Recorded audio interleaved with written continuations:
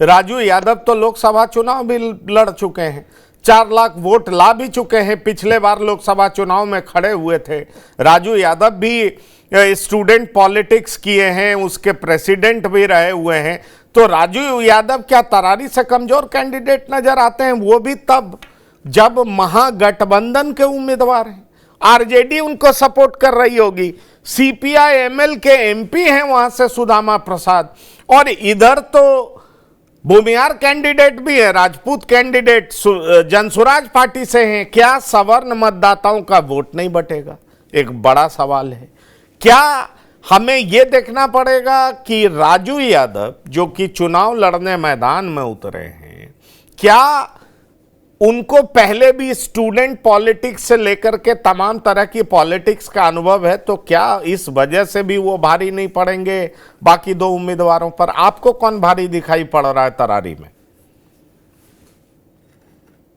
परिणाम आने तक हमारे लिए ये कहना बहुत मुश्किल हो जाता है कि जीत किसकी होगी, लेकिन इतना तय है जो तरारी का जो समीकरण रहा है और 3-4 चुनावों से अगर हम उस विधानसभा सीट का इतिहास देखते हैं तो फिर एक बात तय लगती है कि मुकाबला वहां काफी रोचक होने वाला है और नजदीकी लड़ाई रहेगी। आपने देखा पिछले बार विधानसभा चुनाव में भी, 2020 के विधानसभा चुनाव में भी जीत और हार के बीच 11,000 वोट का लगभग अंतर था, और वो 11,000 वोट का जो अंतर था वो उतना ही वोट था जितना वहां पर भारतीय जनता पार्टी के एक उम्मीदवार जो कौशल कुमार विद्यार्थी थे उनको मिला था। और कौशल कुमार विद्यार्थी भी उसी जाति से आते थे जिस जाति से सुनील पांडे आते हैं, ठीक है।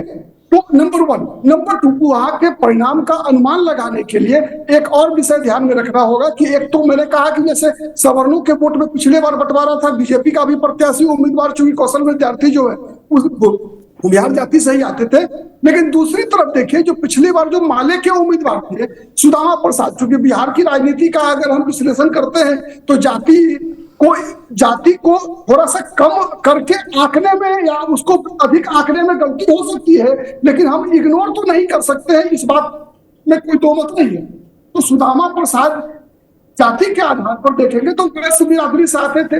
निश्चित रूप से ऐसा माना जाता है कि जाति के नाम पर जो है कुछ ना कुछ वोट जो है वो तो निश्चित रूप से कटा होगा, और वो वोट जो है सुदामा प्रसाद को गया होगा।